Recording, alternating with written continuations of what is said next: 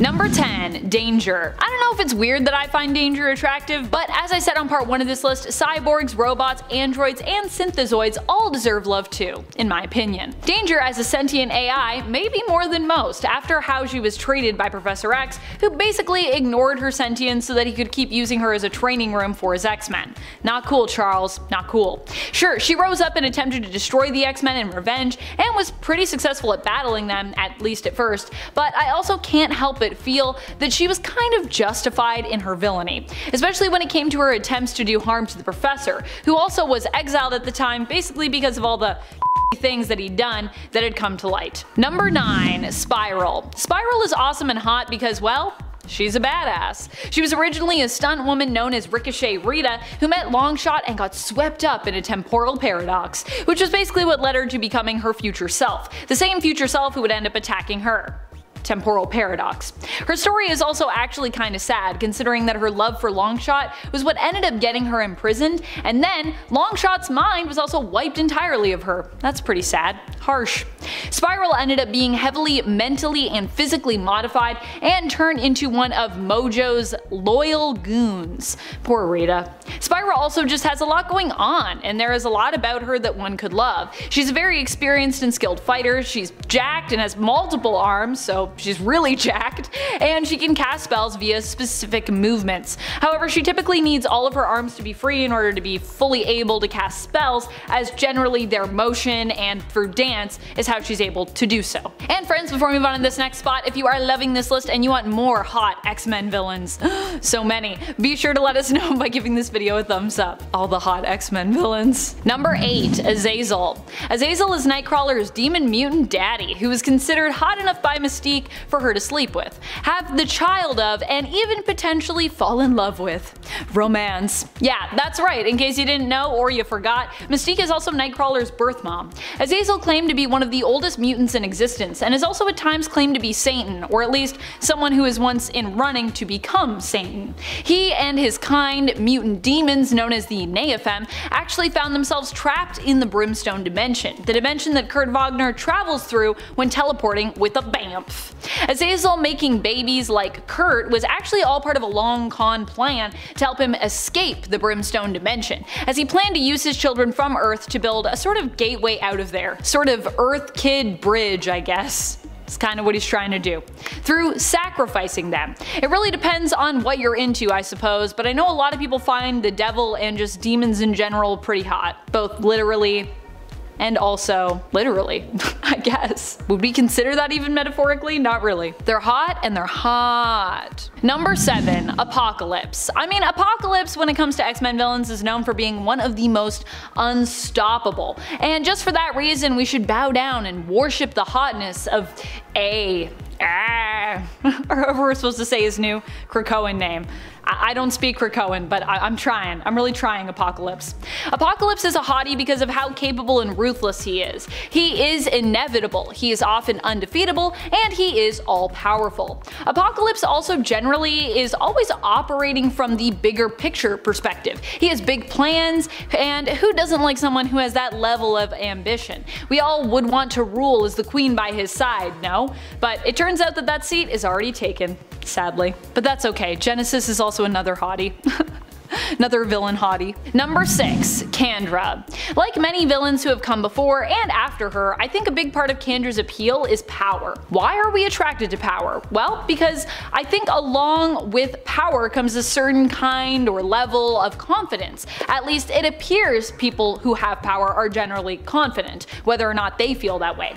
Something about that confidence, power, and dominant energy makes us feel safe, even when we actually might be in peril, because these are villains who might be threatening us. And generally, if you wind up tangoing with Kandra, you'll likely end up in peril at some point. At least that is what happened with Gambit in his miniseries. He and Kandra used to kinda be an item, but that didn't mean much when she felt he had betrayed her, and when Gambit found out what Kandra was really up to and how she'd actually been pitting the Thieves Guild and Assassins Guild of New Orleans against each other for years, basically creating their feud. Number 5. Shinobi Shaw. Shinobi Shaw is the son of Sebastian Shaw. Well, Sebastian Shaw I don't think will ever make my cut for hottest X-Men villains. Sorry, Sebastian. Shinobi is a cutie that I think deserves a spot. Shinobi Shaw didn't really start out as a villain, but seemed to become obsessed with inheriting all his father's power. He believed at one point to have killed Sebastian, and took his seat at the Hellfire Club and all of his connections for himself. During this time, he attempted to recruit Angel and Psylocke as members of the Hellfire Club's inner circle, but he failed. Later on, it was revealed Sebastian Shaw lived, and he returned to kill Shinobi, who was then resurrected, died again taking his own life, and later was resurrected on Krakoa once more. And I think that's it. He isn't really a villain in the current continuity, but that doesn't mean that he can't end up as one again. Although I do like him just being a nice guy. That's also good too. I wish he could just be a nice guy and be a villain. Wait, I feel like you can do that. You can do both. Number 4, Dark Phoenix. Dark Phoenix is one of the baddest of the bad, but hey, I love her, you love her, and you know, we can't help it because although she can destroy entire planets, she is still ultimately a hottie.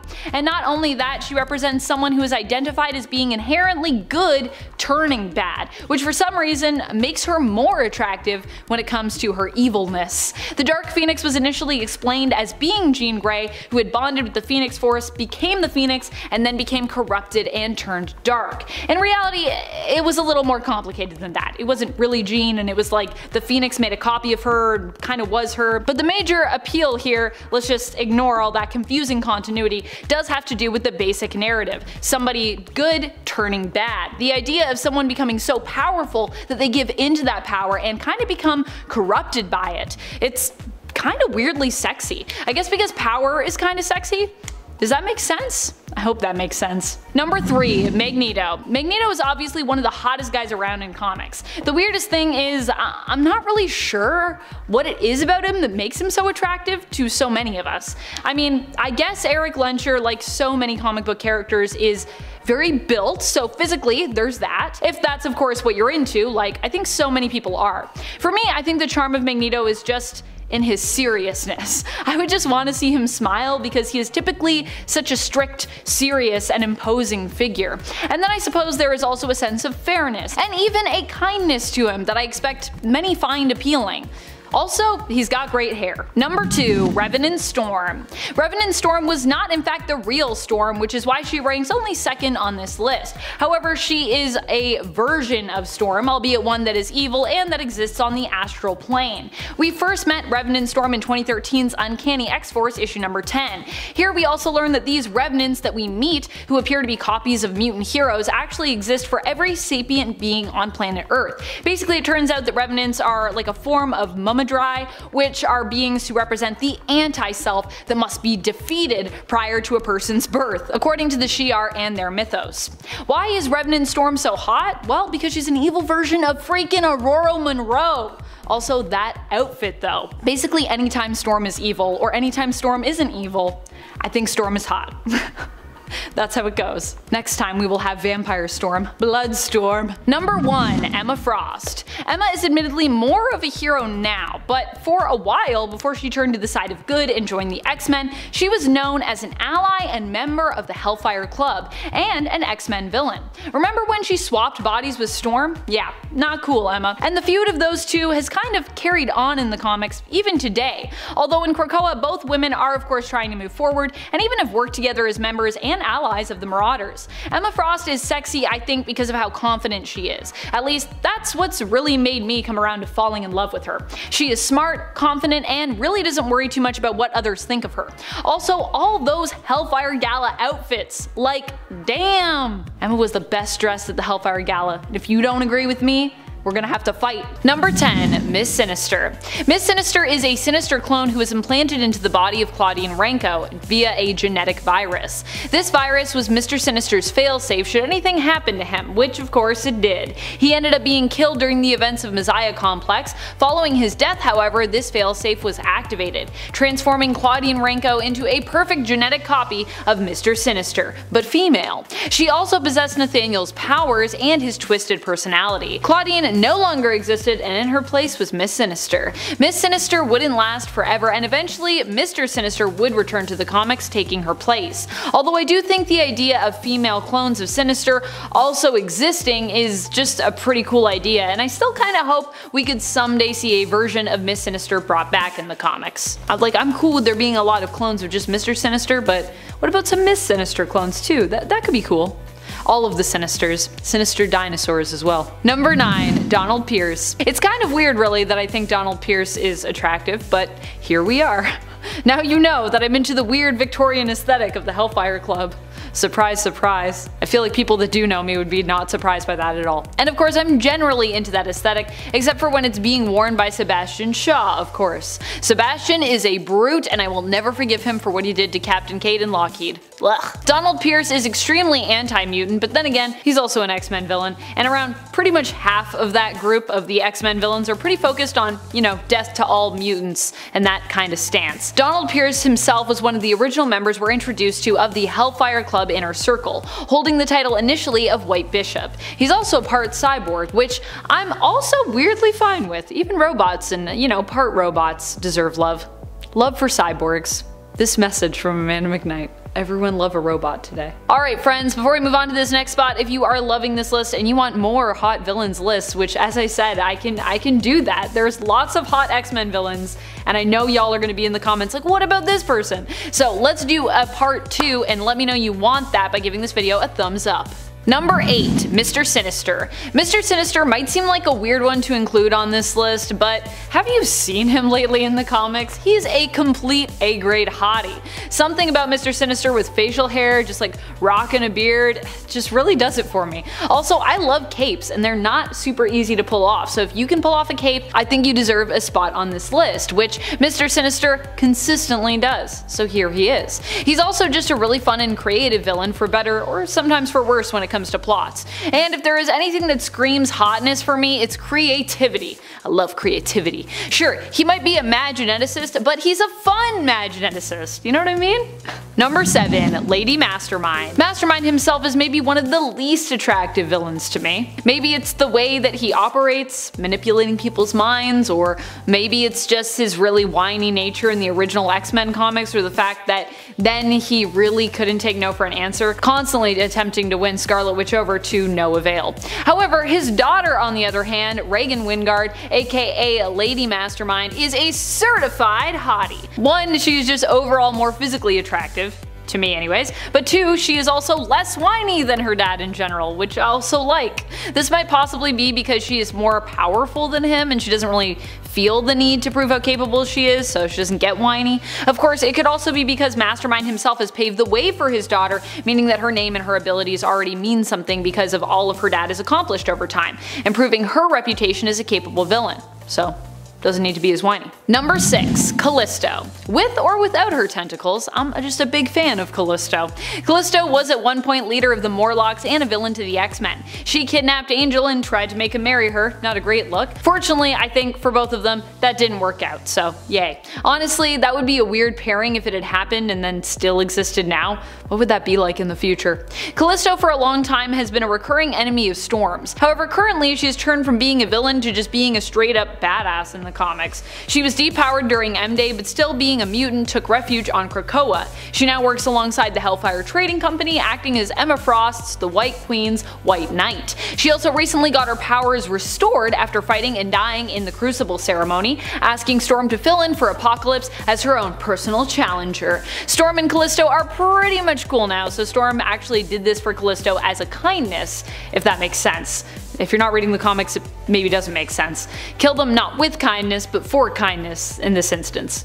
That's what the Crucible's all about. If you want to know more about the Crucible, there's a whole X-Men issue on it from the last series of X-Men that started in 2019. Number 5. Solemn. Solemn is one of the new hotties on the X-Men villain block. That would be fun to imagine, just all these hot X-Men supervillains as neighbors. Sounds like a chaotic good time. Solemn is a mutant of Arakko who, instead of having adamantium bones, possesses adamantium skin. He was one of the sword bearers of Arakko during the Ten of Swords tournament. In fact, he was the one mutant we thought would face face off against Wolverine, but in an unexpected turn, Solemn didn't even really fight at all. He was initially set to fight against one of his own because this was Saturnine tournament and it was gloriously weird. Instead though, Solemn used a favor owed to him by Wolverine from when they both had to venture to hell to get their Muramasa blades to use in said tournament, making Wolverine tap in and fight on his behalf. Solemn is presented as being a smooth talker, master manipulator, and overall tricksy kind of person. Maybe that's why I like him so much?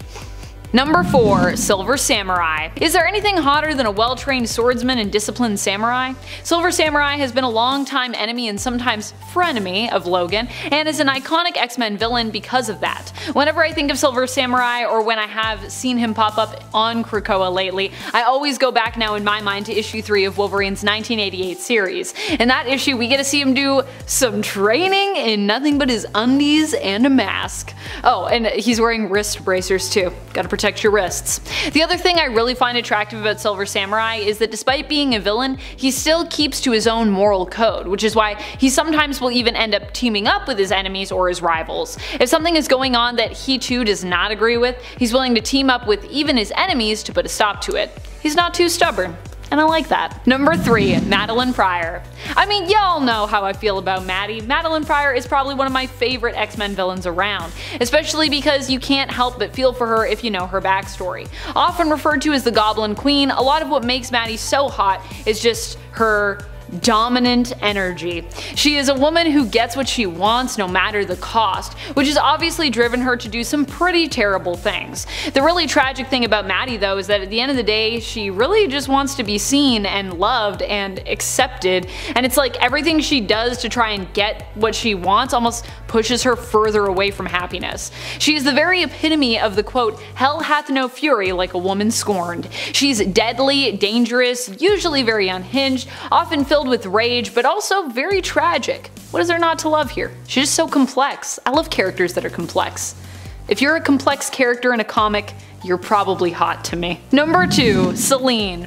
There is something so timeless about Selene, the way she is often drawn and even her mannerisms and the way I imagine her voice to sound in the comics. This is probably because, well, she is actually ancient. Something I find very attractive about her is just that, her timelessness, her wisdom. But of course there is also the knowledge that she could drain the life force right out of you, just like that.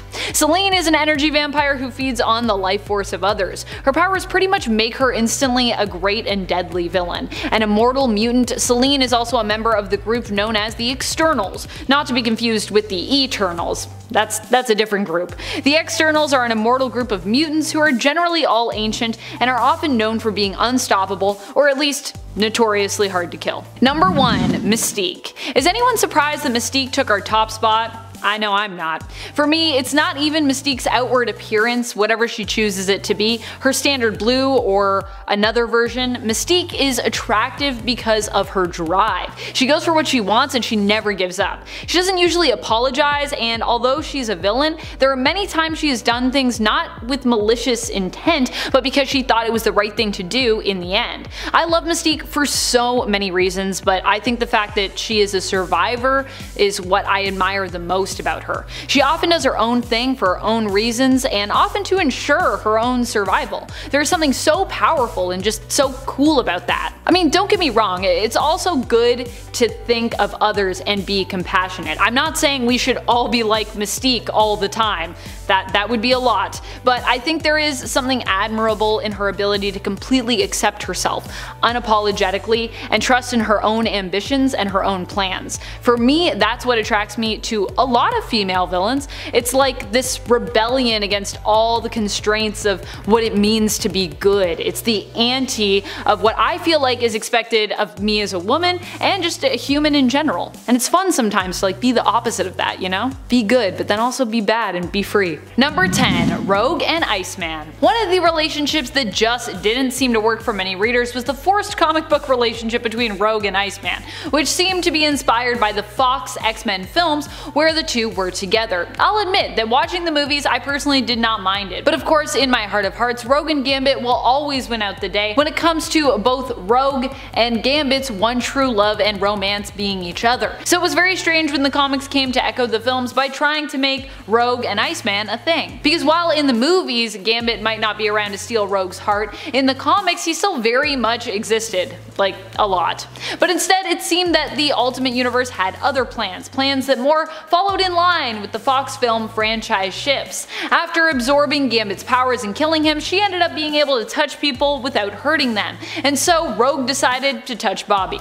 Because I guess that's what you do. Number 9. Richter and Wolfsbane. So admittedly these two weren't really so much a problem together, it was more when they had split up and then Richter was with his close friend and recent lover Shatterstar that things got kind of weird. Although they also had a kind of weirdness that was really well written and allowed us to tackle a bunch of different real world issues within the world of the X Factor series. So it was a good kind of weird, really. It was a good kind of weird, but it was still weird. Rain intended to rejoin X Factor after leaving the X-Men and X-Force behind, only to find out that Richter is now with Shatterstar. And to be clear, I don't think Rain actually wanted to leave the X-Force, more she kinda got like kicked out of the X-Force. Sad. Rain returning was immensely offended by Richter having moved on, and by his gay relationship with Shatterstar. Rain actually claims that the child that she's pregnant with is Richter's, hoping to undo his gayness and win him back. The child was not Richter's of course, but was actually Harim Ari's, who had given up his life to save both Rain's and the life of their child. Eventually Richter finds out the truth about this, but in an amazing turn of events decides to still support Rain, despite the fact that she lied to him. And the two actually end up having a great heart-to-heart about just everything that's happened between them. Rain would even later team up with Shatterstar to defeat a demon following this ordeal. Like I said, it's weird, but it's good weird, because I also love that like part of the resolution is like, let's team up together and fight a demon. Yeah, that's bonding. Me and my ex's partner. I think it's so cute. Two exes coming together to be friends. Yes. Number 8. Everyone? Everyone in a relationship with everyone. Welcome to Krakoa. A more unconventional, I suppose, kind of weirdness is going on right now in Krakoa that has got a lot of people talking. People are talking about this all the time in comments online. They're like, what is going on? With this melting pot of all the X-Men and mutant history being mixed together, it seems like all relationships are kind of existing at once in a way on Krakoa right now. Relationships are not as clearly defined here. Many characters seem to be weaving in and out of multiple relationships almost seamlessly, as though we are kind of welcoming in an age of polyamory, which I guess makes sense considering one of the guiding laws or principles on Krakoa is to make more mutants. How do you do that? Well, when a mutant and another mutant fall in love. An example of this is what we are seeing in the summer house, where everyone has their own room, but you may have noticed that Wolverine is also bunkering down with the Summers. Jean's room in the house is actually situated between both Wolverine and Cyclops's, and both Logan and Scott also seem to be getting along better than ever, as though the love triangle has evolved to some kind of thruple, which I'm super into, I gotta be honest. But yeah, you should definitely check out, you gotta check out these blueprints, because you can see it. It's like Jean and then like Wolverine and Cyclops on either end of her rooms. And of course this is only one of many different examples that are out there in the comics right now. I personally find it refreshing to see these types of less mainstream but very much real world sorts of relationships getting some love in literature, and especially with very mainstream publishers like Marvel, because yeah, I feel like we don't see that as often. So is it weird really, or is it just great? I want to say it's just great. That's my opinion. But you can let me know your opinion in the comments, because that's also, I like other people's opinions, whether or not they match my own.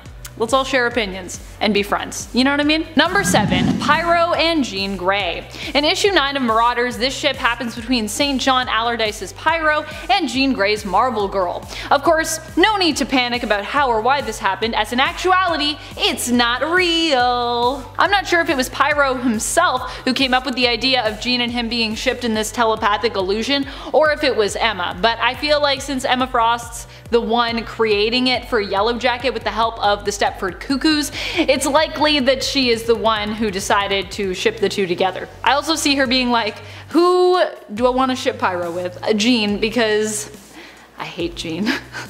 No, I don't know, they love each other now. They love-hate each other. I don't know what's going on. And friends, before we move on to this next spot, if you are loving this list as much as I am loving bringing it to you, please be sure to reciprocate the love by giving this video a thumbs up. And I'm sending love back out to you right now, so thank you for doing that. Number 6. Cypher and Bay. Technically both of these two are mutants, but their relationship developed kind of suddenly, which is what makes it so weird and also so great. Once again though, this is another kind of charming and endearing weird relationship.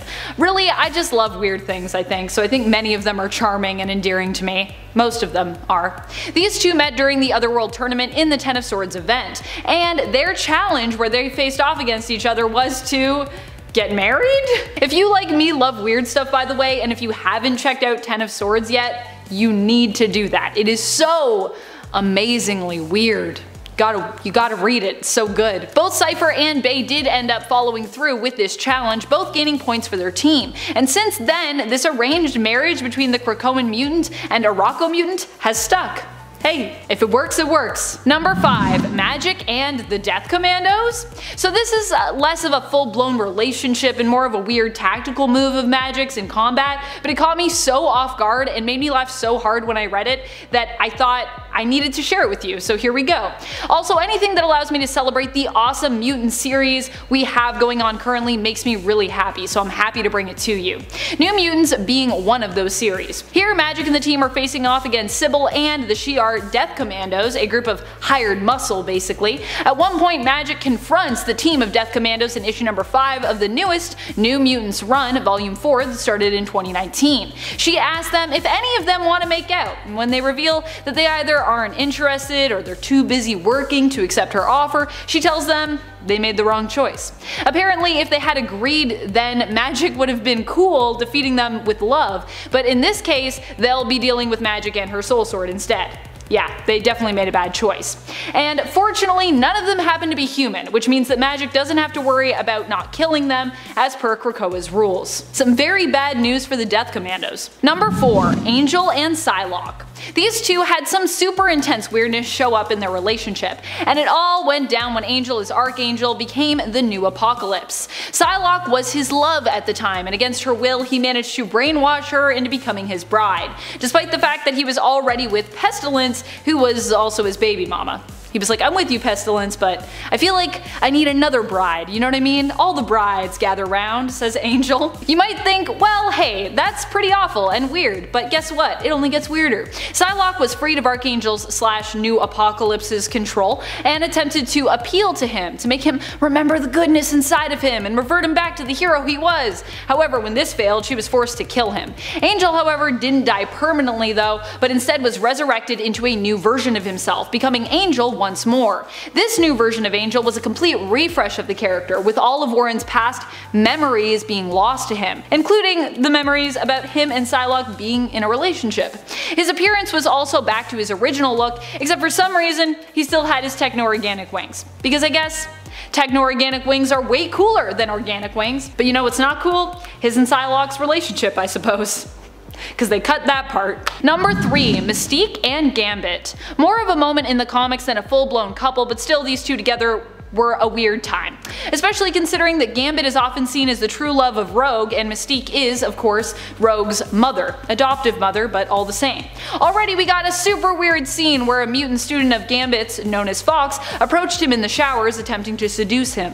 Gambit manages, though it seems just barely, to resist her charms, and this is already awkward enough as this is a student-teacher relationship, so but it's made even weirder when we later learn that Mystique had actually infiltrated the Xavier school under the guise of Fox, who was never really a true student as this was just a disguise devised by Mystique. Mystique later claims to have done this in an attempt to protect her daughter against Gambit, whom she didn't think was good enough for her daughter, but I gotta be honest, trying to seduce your daughter's partner seems like a really weird way at attempting to protect them.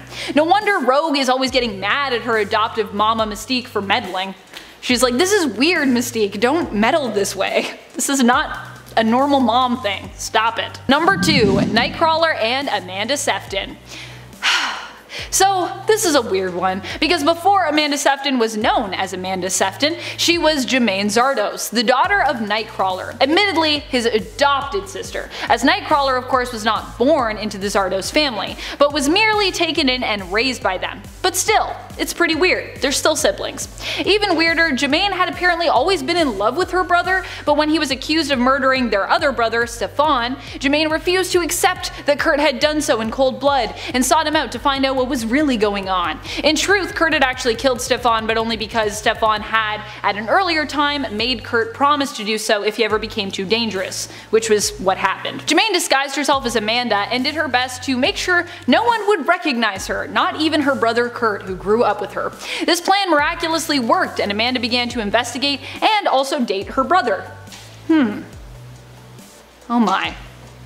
What's going on? Number 1. Juggernaut and She-Hulk. Juggernaut isn't a mutant, and is usually more often thought of as an X-Men villain, but he has also teamed up with the X-Men from time to time, even sometimes seeing eye to eye with his stepbrother Charles Xavier, though usually that's not the case. She-Hulk, however, is not a member of the X-Men, nor has she ever been, and is not a mutant, but she is an acclaimed hero, which is one of the things that makes this relationship so weird. Well, that and the fact that it was a super random hookup. It all went down in Uncanny X-Men issue number 435 when She-Hulk was representing Juggernaut in the court of law. The ship was considered so abhorrent that years later She-Hulk actually denied that it ever happened. In the 2005 She-Hulk series in issue 21, it was claimed that an alternate version of She-Hulk from Earth 721, who had been on vacation and impersonating her 616 counterpart, was actually the one who did the deed.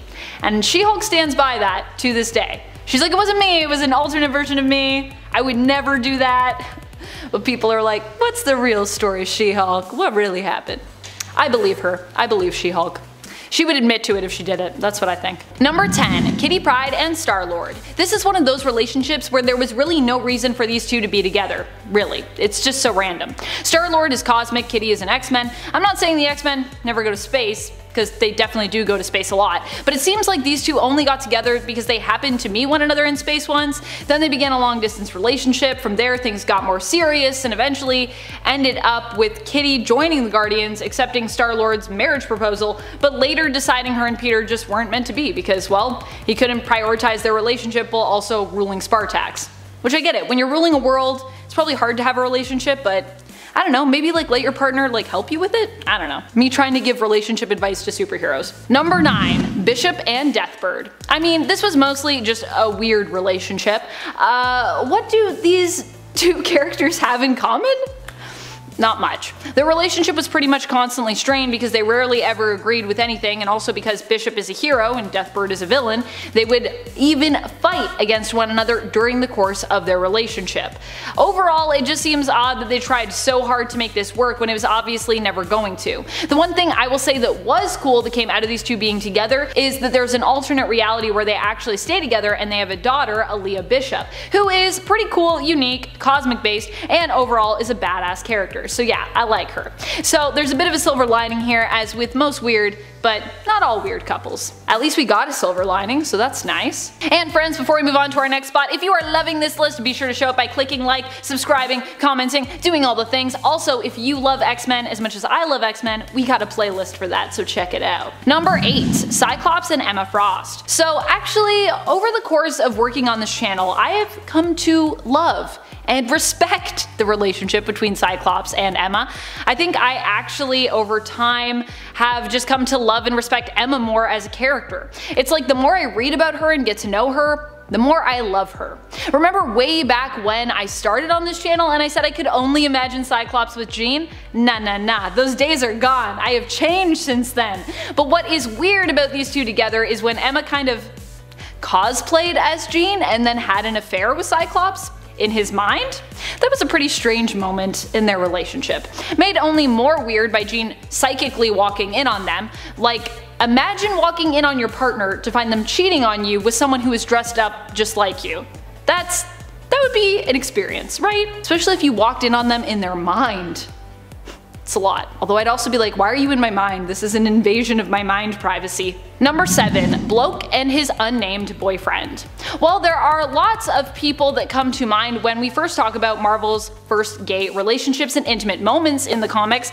The very first gay kiss, I believe, came actually in 2001, but it's a little disappointing. Bloke is a new member of the X-Force who just happens to be gay. We meet him first in issue 117 of X-Force, and in issue 118 we get to see him with his boyfriend, but in the same issue he also ends up dead. So, making it pretty weird that this is where Marvel chose to introduce a gay couple. I guess for some this might be seen as kind of cool because there wasn't really any showboating with Bloke's sexual identity. He was gay, but then he didn't make a big deal out of it, and it wasn't made a big deal out of in the comic. But on the other hand, introducing a gay character only to kill him shortly after revealing that he's gay, that's kind of a weird choice. However, you do have to give credit to Peter Milligan for even putting this in the comic and then for continuously showcasing gay characters in his work. So this wouldn't be the last gay couple that we'd see in X-Force, and likely actually pave the way for making those more long-lasting characters and relationships in comics possible. So it's weird, but it's also not weird. You know what I mean? Number 6. Storm and Quicksilver. Say what? When did this happen? Or more importantly, where did this happen? This is a relationship that comes to us from the universe of Earth 295, also referred to as the Age of Apocalypse. Storm and Quicksilver might sound like the weirdest couple ever on paper, but you have to remember that both characters were different in this universe. Quicksilver was much less of a brat here, as in Age of Apocalypse he lost his sister quite early on, and this was also a much more apocalyptic type reality, which meant more was demanded of him. Storm was still her badass self though. I don't think there's a reality that exists where Storm is not a badass. Number 5. Rogue and Sentry. This one is only half of an X couple, but it's so bizarre I had to bring it up, so you're welcome. Back when Sentry was retconned into existence, it was also heavily implied that he was Rogue's first. And all because he was the only one who could touch her. I have so many questions. And I also feel like we need to stop putting Rogue in relationships with people simply because they can touch her. Physical intimacy does not a relationship make. I know that it's probably been hard for Rogue not being able to touch those that she loves, but that shouldn't mean that she falls in love with someone just because she can touch them and they can touch her, right? Which is definitely what is implied happened here when the subject is brought up during Sentry's funeral and she runs off in tears. Poor Rogue. For so many reasons, poor Rogue. Number 4. Husk and Angel. Husk and Angel are a couple that I have a lot of feelings about. The weirdest part of this relationship that most people point to is the age difference and the difference in experience between the two. Warren is a full-on adult and one of the original X-Men members. In other words, he's older. Whereas Husk is a teenager. I think she was like just 19 or 18, so technically an adult but still pretty young. Still a teenager, so like an adult but a teenager. Young adult. There's also the fact that Husk was this weird rebound for Angel where he claimed he was going to love her forever, but it didn't really last past Chuck Austin's run and has never really come up since, I don't think. He had just gotten out of a lengthy relationship with Betsy Braddock, who was going by Psylocke at the time. It was just an awkward relationship, and if you don't believe me, take a look at the time Husk and Angel made up after an argument by getting intimate in the sky above Paige's mom and the X-Men. Yikes. That was a thing that happened. Number 3. Stacy X and Angel. And if you thought Paige and Warren were weird, I have one that's even a little bit weirder perhaps. Stacy X is a mutant who can affect the way you feel, making you nauseous, dizzy, or even really good, using pheromones. She worked for a time at a brothel using her mutant powers. That brothel got attacked by an anti-mutant group and burnt to the ground, so Stacy X reluctantly at first decided to join up with the X-Men, who would help to confront the group that targeted her workplace. She ended up developing a pretty epic crush on Angel, to the point that although she knew he was already taken, she sent him a video of her jumping rope naked. This never really led to a full-on relationship, but it's so wild I had to include it. Also, apparently this is a thing that people do. People on Twitter told me this is a thing that people do. I'm not sure if I fully believe it, but apparently it happens. Also, I love Stacy X, but she is so weird. Like, who sends someone a video of them jumping rope naked? This is a real thing? This is a real thing?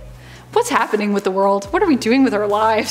Stacy X must have some amazing inner confidence and self-esteem, and anyone that's done that to send those videos. I love that confidence, I will say. Love yourself, love your body, jump rope naked, I don't know.